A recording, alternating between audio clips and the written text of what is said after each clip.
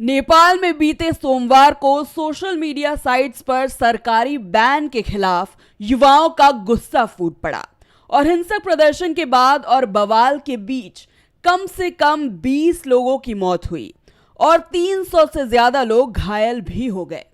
इस बीच गृह मंत्री रमेश लेखक ने इस्तीफा दे दिया। प्रदर्शन में 20 से ज्यादा की मौत, 80 से ज्यादा युवा घायल। नेपाल के प्रधानमंत्री केपी शर्मा ओली ने बीते सोमवार को देश भर में हुए हिंसक प्रदर्शनों पर गहरा दुख व्यक्त किया है। उन्होंने कहा कि जेनजी पीढ़ी के आह्वान पर हुए विरोध प्रदर्शन के दौरान हुई दुखद घटना से मैं बेहद व्यथित हूं। प्रधानमंत्री ने माना कि सरकार ने विश्वास किया था कि युवा शांति से अपनी मांग रखेंगे, लेकिन कुछ स्वार्थी तत्वों की घुसपैठ से हालात बिगड़ गए और नागरिकों की जान चली गई।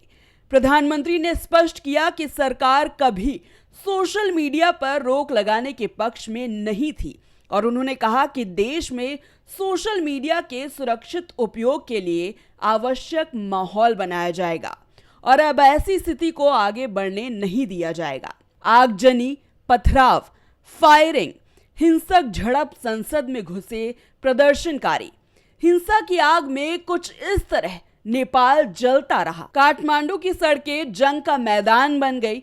सोशल मीडिया के बैन के बाद भड़की विद्रोह की ज्वाला को शांत करने में नेपाल पुलिस के पसीने छूट गए। हालात इतने बिगड़े कि लोगों को संभालना मुश्किल हो गया। इस प्रदर्शन की अगुवाई जेनजी यानी 18 से 30 साल के युवा कर रहे हैं। 12,000 से ज्यादा युवा प्रदर्शनकारी संसद भवन परिसर में घुस गए थे, जिसके बाद सेना को कई राउंड फायरिंग करनी पड़ी। नेपाल के इतिहास में संसद में घुसपैठ का ये पहला मामला है। जेनजी क्या है? साल 1997 से 2012 तक में जन्मे बच्चे, शॉर्ट में इन्हें जनरेशन जी नाम दिया गया। सोशल मीडिया से हुई इस पीढ़ी की शुरुआत। साइबर बुलिंग, ट्रोल्स जैसे चीजों का सामना किया। ट्रेंडिंग, वाइब्स जैसे कई स्लैंग भी हुए फेमस। नेपाल में हाल ही में हुए हिंसक विरोध की जड़ सोशल मीडिया पर लगे प्रतिबंध में थी। 4 सितंबर को सरकार ने फेसबुक, ट्विटर, व्हाट्सएप, यूट्यूब समेत 26 प्लेटफॉर्म्स पर रोक लगा दी, ये कहते हुए कि कंपनियों ने नेपाल के सूचना और संचार मंत्रालय में रजिस्ट्रेशन नहीं कराया।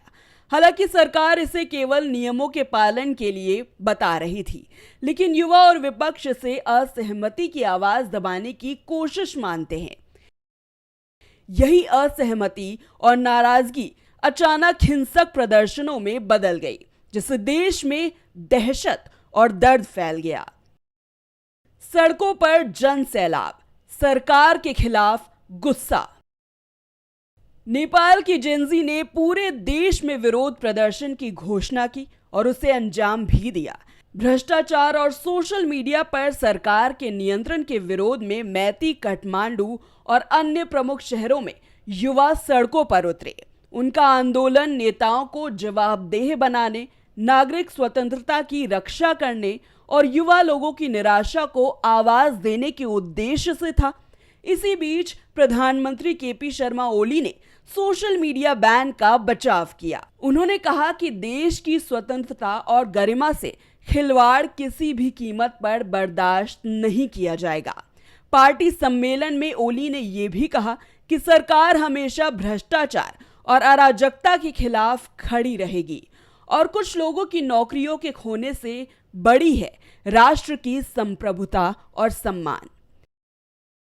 नेपाल में सोशल मीडिया बैन के खिलाफ युवा विरोध ने पूरे देश को झकझोर दिया है।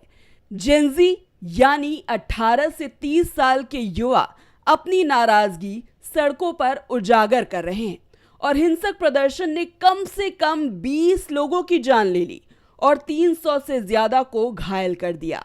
ये संघर्ष सिर्फ सोशल मीडिया तक सीमित नहीं, बल्कि भ्रष्टाचार, जवाबदेही और नागरिक स्वतंत्रता जैसे बड़े मुद्दों से जुड़ा है।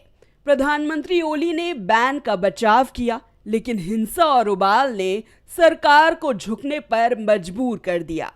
अब नेपाल के लिए सबसे बड़ी चुनौती यही है कि युवा आवाज सुनी जाए, लोकतंत्र और सुरक्षा बनाए रखी जाए और भविष्य में ऐसे संकटों को रोका जा सके।